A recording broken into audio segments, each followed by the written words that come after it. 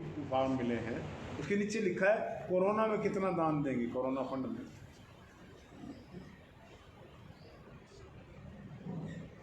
इस प्रकार की परिस्थितियां प्रदेश में हैं और राशन की जो डिस्ट्रीब्यूशन हुआ है उसमें भी धांधली दिखाई दे रही। जिन लोगों तक पहुंचना चाहिए था, क्योंकि लोग टेलीविज़न पर आ रहे हैं, आप ही दिखा रहे हैं, अखबार में ही पढ़ रहे हैं कि लोग ये दिखाई दे रहे हैं, लोग ये कह रहे हैं हमें तो मिला नहीं, हमें मिला नहीं। और हरियाणा अपने मजदूरों का, हरियाणा अपने प्रवासी मजदूरों का, हरियाणा अपने गरीबों का ध्यान नहीं रख सका, हरियाणा की सरकार नहीं रख सकी, हरियाणा की सरकार ने कोई कदम नहीं उठाए, इसलिए मास स्केल पर पलायन हुआ है। जिस तरह जो हरियाणा से पलायन हुआ है, फरीदाबाद की इंडस्ट्री बैठ गई है, गुड़गांव का कॉरपोरेट ऑफिस बैठ गया है, सोनीपत की इंडस्ट्री बैठ गई है, क्योंकि मजदूर नहीं है। इसके लिए हरियाणा के मुख्यमंत्री और हरियाणा की सरकार जिम्मेदार है, जो इस पलायन को रोकने में नाकाम है। अगर मजदूरों को मदद करते, अगर उनको राशन देते, उनको खाने की जगह, शायद जितना बड़ा पलायन हुआ है जिसकी वजह से उद्योग और व्यापार नष्ट हो रहा है, मुख्यमंत्री जी इस बात का जवाब नहीं देंगे। ये कहेंगे कांग्रेसी हमारे से जलते हैं, तभी ऐसा क्या कर दिया आपने जिसकी वजह से हम जल रहे हैं। हम जल रहे हैं कि भाई आप 50 करोड़ के जहाज में बैठकर घूमते हैं, कभी ज़मीन पर भी उतरा करो, सड़कें टूटी हुई देखा करो। आपने 38 करोड़ के हेलीकॉप्टर में घूम रहे हैं। आप करनाल आए क्यों नहीं? तकरीबन हर विधायक अपने हल्के में गया है, और ना ही सांसद आए। चलो सांसद तो ये रहते ही हल्के में, पानीपत के रहने वाले, तो कह देंगे मैं तो हूँ ही करनाल, लेकिन किसी की मिजाज पुरशी के लिए आए, किसी की हालात जानने के लिए आए, क्या एक विधायक का फर्ज नहीं है? मुख्यमंत्री होंगे पर पहले विधायक हैं, उनको 5-5 बार, 6-6 बार टेलीविज़न पर बैठकर घंटों बोलने की फुर्सत तो है, लेकिन करनाल में आकर अपने लोगों की हालचाल जानने के मिजाज पुरशी की फुर्सत नहीं। हम इसकी भर्त्सना करते हैं।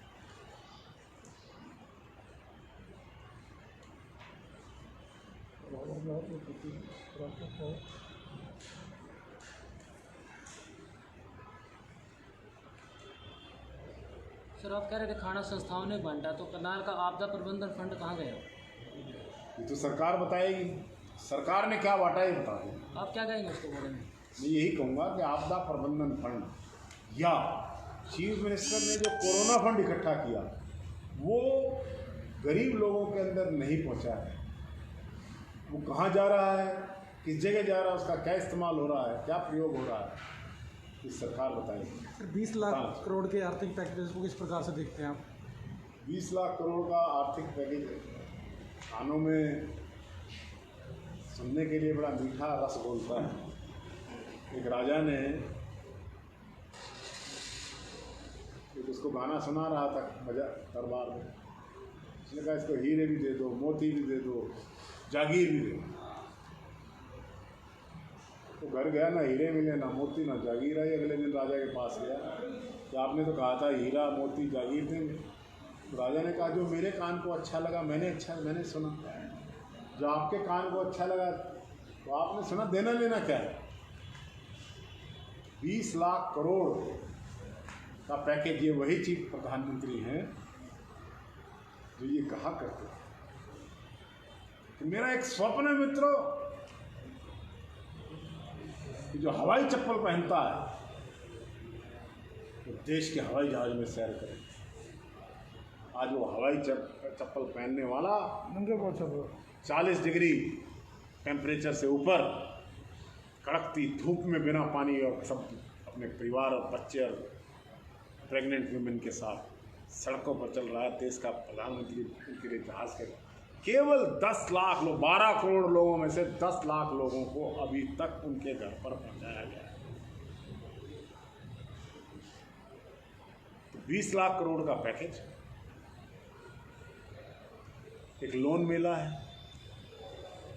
फाइनेंस मिनिस्टर का धारावाहिक संबोधन है, लेना देना कुछ नहीं, किसी को इससे फायदा नहीं होने वाला। क्या आप मानते हो कि जांच 70 साल कांग्रेस ने राज किया, इस कोरोना काल में कांग्रेस की क्या भूमिका रही है? कांग्रेस ने एक सकारात्मक विपक्ष के रूप में सरकार को हर चीज़ में सहयोग दिया है। अब परिस्थितियां जब ये बन गई कि देश का गरीब पिस गया, मजदूर लुट गया, सड़कों पर आ गया, पैदल चल रहा है, तो कांग्रेस ने सर, आपने कहा था मजदूरों को घर कांग्रेस छोड़ के आएगी। यहाँ पे राधा स्वामी काछा में 141 मजदूर है, प्रशासन की तरफ से कल एक विज्ञप्ति आई है कि उसमें जो पैसा लेके हम निजी वालों में भेजेंगे, कांग्रेस उन मजदूरों को भेजेगी घर से। 40 लाख रुपए का चेक कांग्रेस माननीय मुख्यमंत्री जी को सौंप चुकी है इस खर्चे के लिए कि जो मजदूर जाना चाहते हैं उनको छोड़। कुलदीप जी जो नेताओं की अगर बात करें, चाहे वो कांग्रेस के नेता हो चाहे बीजेपी के नेता हो, वो बाहर नहीं निकले। एक अद्धा नेता को छोड़ के कांग्रेस के सभी क्या कोरोना से डरे हुए थे? नहीं, कोरोना का जब लॉकडाउन था, तब बाहर निकलने की पाबंदी थी। आज भी 10 साल से नीचे के बच्चे और 65 साल से उम्र के ज़्यादा बुजुर्ग निकलने की पाबंदी है। जब पाबंदी थी तो मैं तब नहीं कह रहा, जब रिलैक्सेशन हो गई तब निकलना चाहिए। सबसे पहले जिम्मेवारी किसकी है? जो रूलिंग पार्टी, हमारे सरदार त्रिलोचन सिंह जिन्होंने यहाँ से चुनाव लड़ा, लोगों के बीच में गए, कांग्रेस के प्रतिनिधि के रूप में गए हैं, कांग्रेस के यहाँ से प्रत्याशी थे इसलिए गए हैं, अब भी जा रहे हैं। और कौन गया है बताइए? शर्मा जी, कितना घोटाला हुआ होगा कोरोना काल में? है जी, कोरोना काल में कितना घोटाला हुआ होगा लगभग? कोरोना काल तो घोटाला काल के रूप में जाना जाएगा। चाहे वो शराब के घोटाले हों, चाहे वो राशन के डिस्ट्रीब्यूशन के घोटाले हों, चाहे चंदा उगाही के घोटाले हों। जैसे यहाँ सैनिटाइजेशन का घोटाला प्रदेश में बड़ा जोर शोर से उठाया जा रहा है, सैनिटाइजेशन के लाइसेंस देने का, इसको भी उठाएगी कांग्रेस को? निश्चित रूप से जितने घोटाले आपको पता है शायद उतने मुझे ना पता हो, तो मैं 2 महीने से बिस्तरे में था, मैं टेलीविज़न ही देखता था। मैं भी 2 महीने बाद अपने घर से, अपने बिस्तरे से निकला। शर्मा जी, इस समय मजदूरों को सबसे ज़्यादा ज़रूरत थी काउंसलिंग की। काउंसलिंग कोई भी कर सकता है, समाज सेवी संस्था कर सकती हैं, कांग्रेसी कार्यकर्ता कर सकते हैं कि आपको छोड़ने की जाने की ज़रूरत नहीं है। वो पैनिक होकर जा रहे थे, उनको राशन मिला, कुछ के पास था, ऐसा नहीं है कि सामाजिक संस्थाएं पहुंचा रही थी, गुरुद्वारा पहुंचा रहे थे, मंदिर पहुंचा रहे थे, लेकिन उनको काउंसलिंग की ज़रूरत थी, वो किसी ने नहीं की।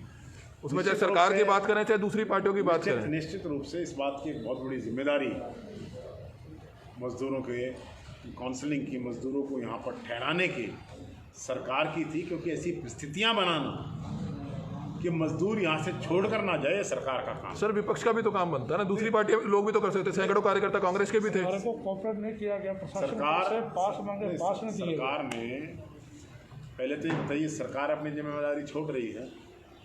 सर, सरकार तो अपनी तरफ सरकार से कर रही है, मान गए कि कहीं कमी ये कहे हमारी कोई जिम्मेदारी, सर कहीं कमी रही तभी मजदूर पलायन करने को मजबूर हुए। नहीं, सरकार की सबसे पहले है, सबकी है बाद में। पहले सरकार ये बताए कि ऐसी परिस्थितियां क्यों नहीं बनाई गई, चाहे वो स्वास्थ्य संबंधी थी, चाहे वो मजदूरों के जो रोजगार संबंधी थी, चाहे उनके खाने के संबंधी थी, तो इन्होंने क्यों नहीं ऐसी परिस्थितियां बनाई? अगर ये सामाजिक संस्थाएं करनाल में काम ना करती तो यहाँ का गरीब भूखा मर जाता। यहाँ पर अगर मजदूर छोड़ के गया है तो उसके लिए सरकार की नीतियाँ जिम्मेदार हैं, सरकार की प्रयोगशाला जिम्मेदार। सर, अभी भी मजदूर जा रहा है। इस समय देश के जो हालात हैं, उस समय देश को एकजुट होना चाहिए, हर पार्टी को एकजुट होना चाहिए, राजनीति और प्रचार नहीं होना चाहिए इस समय। क्यों? सरकार अगर अपनी एब्डिकेट कर जाए, अपनी जिम्मेदारियों को छोड़कर चली जाए, तो विपक्ष का काम नहीं है उसको सामने लेकर आना। सिर्फ विपक्ष इसलिए चुप रहे कि देश संकट में है। क्या देश का संकट नहीं बढ़ रहा है कि सरकार अपना काम नहीं कर रही है? ठीक ढंग से सरकार लोगों को अटेंड नहीं कर रही है। क्या ये हमारा काम नहीं है इस बात को उठाना? इसको राजनीति कहते हैं। हाँ, राजनीतिज्ञ हैं हम, लेकिन झूठ बोलने की राजनीति अगर सरकार कर रही है, अगर लोगों के बीच में लोगों की सेवा ना करके सेवा का क्रेडिट लेने की राजनीति अगर सरकार कर रही है, तो हमारा भी ये फर्ज है कि सरकार जो नहीं कर रही है, जो सरकार को करना चाहिए था नहीं किया है, उसको जनता के सामने लेकर आए। छोटे कामगारों का रोजगार बेपटरी हो गया जी, छोटे कामगारों का। और लॉकडाउन 1-2 में राशन वगैरह दिया जा रहा था, लेकिन 3-4 में वो भी हाथ पीछे कुछ लिया गया। पहले ही कह रहा हूँ, राशन का बहुत बड़ा घोटाला है। सरकार की जिम्मेदारी है ना राशन देना। प्रोक्योरमेंट कंट्री के अंदर 3 साल के अनाज का स्टॉक बनाया जाता है, उसको डिस्ट्रीब्यूशन के लिए सरकार का काम है। केंद्र सरकार अनाज देगी, डिस्ट्रीब्यूशन कटिंग एज पर हमारी प्रदेश सरकार का। अब आप बता रहे हैं लॉकडाउन 3 और 4 में राशन मिलना ही बंद हो गया है, तो यहाँ मजदूर रुकेंगे कैसे? गरीब आदमी रुकेगा कैसे जिसको राशन नहीं मिलेगा? सर, सरकार कह रही है कि जनधन खातों में 500 रुपये डाले हैं कर्नाटक की जनता के। जो किनारा टूट जाता है रात को 3 बजे, उससे पहले लोग शिकायत करते हैं कि यहाँ पर ये नहर कभी भी टूट सकती है, कुछ भी हो सकता है। कुछ कार्रवाई नहीं हुई, बहुत बड़ी त्रासदी हो गई रावर के अंदर। इसके बारे में आपको क्या है? देखिए, मेरा ये मानना है कि अगर सरकार को, जैसा आप कह रहे हैं कि लोगों ने पहले ही चेता दिया कि ये नहर टूट सकती है, इसका जो तटबंधन है वो टूट रहा है, उसमें कमज़ोरी आ रही, और उसके बावजूद सरकार ने कार्रवाई नहीं की है, तो उन लोगों के खिलाफ जिन्होंने ये कार्रवाई नहीं की, जिन्होंने हज़ारों एकड़ ज़मीन के अंदर पानी भर दिया, इतनी बड़ी नहर आवर्तन है, उन लोगों के खिलाफ तुरंत कार्रवाई होनी चाहिए। लेकिन मुख्यमंत्री जी तो, उनको चंडीगढ़ की कोठी से फुर्सत मिलेगी तब ड्रामर देखने आएंगे। सर, उप मुख्यमंत्री दुष्यंत चौटाला के पास ही खाद्य पूर्ति विभाग है जो राशन वितरण का काम करता है, और शराब का जो एक्साइज महकमा है वो भी उनके पास है। तो क्या लगता है कि दोनों महकमों में इतने बड़े बड़े घोटाले होते हैं और वो चुप क्यों है? कोई कार्रवाई क्यों नहीं हुई किसी के बारे में? वो चुप है या नहीं? मुख्यमंत्री क्यों चुप है? लेकिन उनकी भी जिम्मेवारी बनती है कि वो भी मुख्यमंत्री की जिम्मेवारी। मुख्यमंत्री का मतलब क्या होता है? Chief minister. मैं छोटे या डिप्टी चीफ मिनिस्टर या मिनिस्टर के खिलाफ कोई बात करूँ, मैं तो मुख्यमंत्री से बात करना चाहता हूँ कि मुख्यमंत्री जी, आप ईमानदार हैं, आप कर्मणीय हैं, आपसे कांग्रेसी जलते हैं क्योंकि आप बहुत मेहनत कर रहे हैं। तो ये क्या हो रहा है? ये घोटाले हो रहे हैं, चाहे वो शराब का घोटाला है, चाहे किसान की पेमेंट की बात है, चाहे राशन की धांधलियाँ हैं, चाहे और बड़े बड़े धंधाले। तो सरकार के, क्योंकि टेलीविज़न पर तो मुख्यमंत्री आकर बोलते हैं, अपनी वीरता का पुरस्कार स्वयं जब वो प्राप्त करते हैं कोरोना वॉरियर के रूप में, तो कुछ जवाब कौन देगा? जवाब तो मुख्यमंत्री दे। He is the first amongst equal. मैं भारत के संविधान को जानता हूँ। मुख्यमंत्री की स्वयं की जिम्मेवारी है, दुष्यंत की छोड़िए और किसी मंत्री की छोड़िए। बेचारा मंत्री, एक बताया तो है कि बिना नाक का मंत्री है, होम मिनिस्टर अनिल विज। और मैंने कहा, उन्होंने खुद कहा कि CID के बिना होम मिनिस्टर बिना आँख, नाक और कान का मंत्री है। कुलदीप जी, कोरोना को राजनीति से देखा गया, मोदी किट भी बढ़ी, कांग्रेस किट भी बढ़ी, इस बारे में आपका क्या कहना है? मैंने तो कोई मोदी किट बढ़ती नहीं देखी। आपने मोदी, हमारे पास शॉर्ट है Modi kit, Modi photo ration बटा है। वीरेंद्र राठौर ने कांग्रेस के बैनर लगाकर राशन बांटा है झुग्गियों वालों को। देखो भी, अगर झुग्गियों वालों के पास राशन पहुंच रहा है, नहीं, हम सुनो, मैं जवाब सुन लीजिए, आपने पूछ लिया। अगर झुग्गियों के वालों के पास खाने की चीज़, पानी, स्वास्थ्य कर्मी पहुंच रहे हैं और उस पर किसी का स्टिकर लग रहा है, तो मुझे कोई उतरा नहीं। तो इसमें मोदी जी किट बटी है, वो भी ठीक है। मुझे मोदी किट का पता ही नहीं है, कोई कहाँ बिटी है, किसने बांटी है, इस देश में कहीं दिखाई नहीं। आप दिखा दीजिए मुझे कहाँ है, कौन सी है मोदी किट? आपके पास भेज देंगे, भेज देना सर। अब इसको लेकर कुछ करेंगे? अभी भी हालांकि जो मजदूर जो आए हैं, तकरीबन पंजाब का मजदूर बहुत ज़्यादा था, लुधियाना, जलंधर, वहाँ का मजदूर बहुत ज़्यादा था। पंजाब सरकार भी उनको नहीं संभाल पाई, संभाल सकती थी। अब जो हरियाणा का मजदूर है, उनको सिर्फ काउंसलिंग की ज़रूरत है। सरकार के पास इस समय मैन पावर की कहीं ना कहीं कमी है। अगर आपके कार्यकर्ता या दूसरी पार्टियों के कार्यकर्ताओं से अपील करेंगे कि उनको सिर्फ समझाया जाए कि आप इस तरह से पलायन ना करें। अब तो शहर खुलते जा रहे हैं, काम उद्योग खुलते जा रहे हैं, बयानबाजी छोड़ के एक बार समझाया जाए अगर उसको, वो भी अच्छी बात रहेगी। मैं आपकी बात से बिल्कुल सहमत हूँ कि गवर्नमेंट के द्वारा काउंसलिंग की जानी चाहिए थी। अगर गवर्नमेंट अपनी जिम्मेदारी से भाग चुकी है तो आप हमें बताएं, हम उनके सामने हाथ जोड़ेंगे, भाई आप सर सिर्फ उनको समझाने की जरूरत है। अगर आपकी भी टीमें गठित करें, कार्यकर्ता हर हल्के हल्के में जाएं, फैक्ट्री में जाएं, सुविधा देनी पड़ेगी। जी जी। वो भाग क्यों रहे हैं? क्योंकि किराया देना पड़ रहा है, आमदनी है नहीं, खाना है नहीं, भूखे मर रहे हैं। अपने प्रदेश में इसलिए जाना चाहते हैं कि यहाँ बाहर नहीं कोई निकलने देता।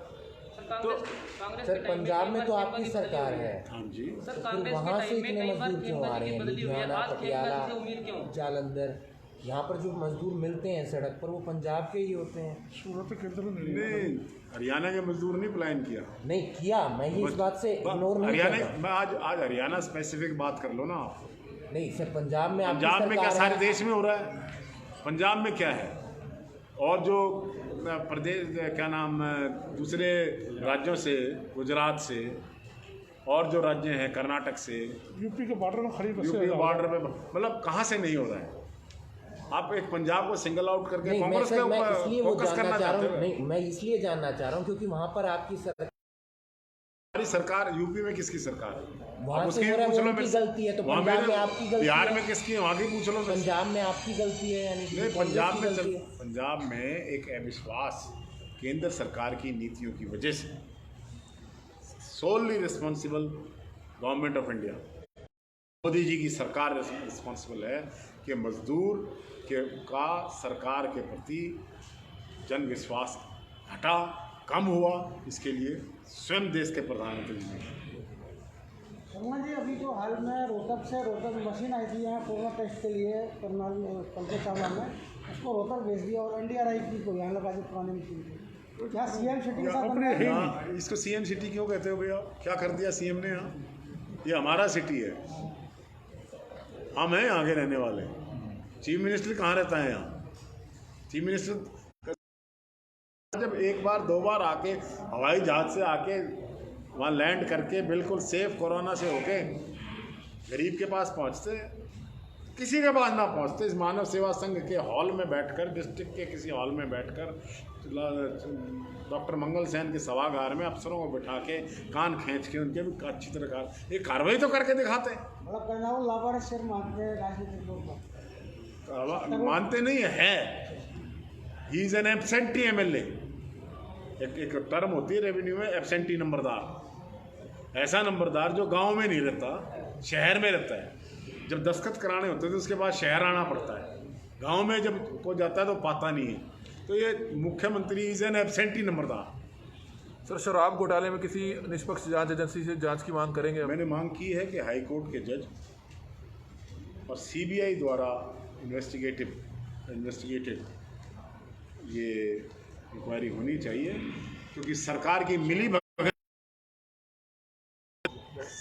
मिली भगत से घोटाला हुआ है। इसलिए इस सरकार की किसी भी एजेंसी पर हमें विश्वास नहीं है। सरकार एक ईमानदार ऑफिसर को बिना नाक आँख कान का होम मिनिस्टर बनाना चाहते थे, खेमका जी का नाम सजेस्ट किया था, इसलिए उनका नाम हटा दिया गया कि सच्चाई सरकार उसमें एक किस्म से नेकेड हो जाती, नंगी हो जाती, इसलिए सरकार ने वो नहीं किया।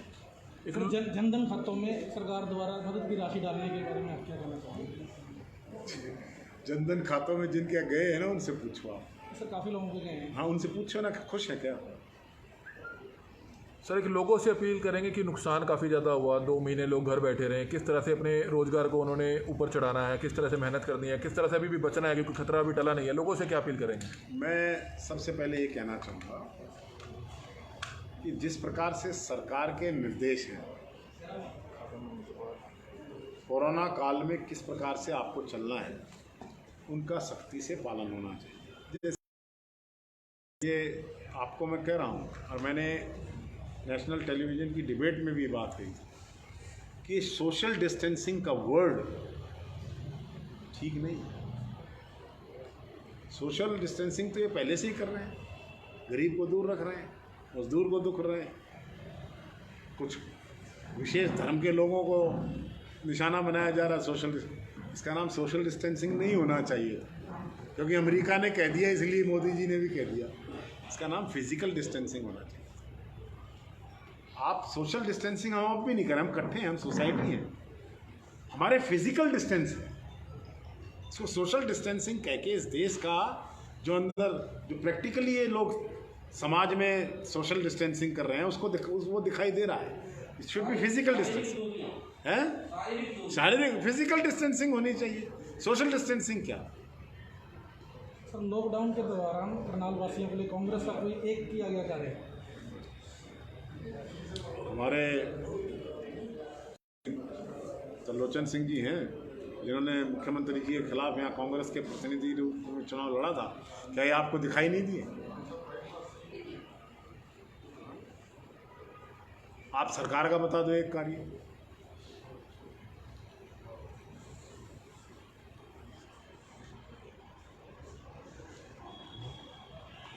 त्रिलोचन सिंह जी बताना चाहेंगे आज की जो कॉन्फ्रेंस रही उस पर क्या कुछ कहना चाहेंगे?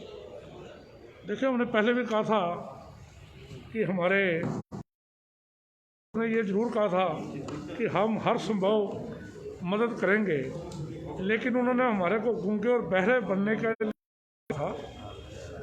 आज जो पुलिस शर्मा जी पिछले 2 महीने से बेड रेस्ट में थे, कल ही डॉक्टर ने इनको अलाउ किया अब थोड़ा बहुत चल सकते हो, तो इनका कल फ़ोन आया भी एक बार गेट टुगेदर हो जाए, सारे प्रेस वालों से मिल जाए, धन्यवाद करें। क्योंकि आपने जितना कोरोना के दौरान डॉक्टर के साथ, नर्सों के साथ, प्रशासन के साथ साथ जितना काम आपने किया, आप धन्यवाद के पात्र हो। और अलग बात है कि मैं फूल मालाएं लेकर नहीं आया, मैंने फूलों की बरसात पर नहीं की, लेकिन दिल से आप करनाल के लोगों के लिए जितना काम प्रयास ने किया उतना काम किसी ने नहीं किया। दूसरा, मैं पहले कह चुका हूँ, करनाल के अंदर CM सिटी नाम की सिटी रहेगी। CM साहब कभी नहीं आए, क्यों नहीं आए? आपके माध्यम से कई बार मैं आरोप लगा चुका हूँ, कह चुका हूँ, और मैं ये कह चुका हूँ, यहाँ घोटाले हो रहे हैं, यहाँ पैसा भी इकट्ठा किया गया 1 नंबर में, 2 नंबर में, यहाँ शराब भी बेची गई, यहाँ डिपों के ऊपर भी धांधलेबाजी हुई, वो सारे आपके सामने हैं। जैसे इतना बड़ा कांड हुआ मुरथल के अंदर या वहाँ शराब का SIT गठन हुई और लोग सामने आ गए, ऐसे जब करनाल की बारी आएगी तो वो लोग सामने आ जाएंगे। SIT गठन करनाल के मुद्दे पे बीजेपी नेता के ऊपर आपने आरोप लगाए थे, माहौल गर्म हो गया था, कुछ माहौल ठंडा हुआ नहीं हुआ? नहीं, माहौल तो ये जब मुद्दे की बात होगी हम जरूर करेंगे। हमारी कोई राजनीतिक लड़ाई नहीं है, हमारी कोई आपसी लड़ाई नहीं है। जहाँ मिलेंगे, कल मिले, हम मिले हैं, नमस्ते राम सलाम हुई है, जहाँ मिलेंगे जफी डाल के मिलेंगे।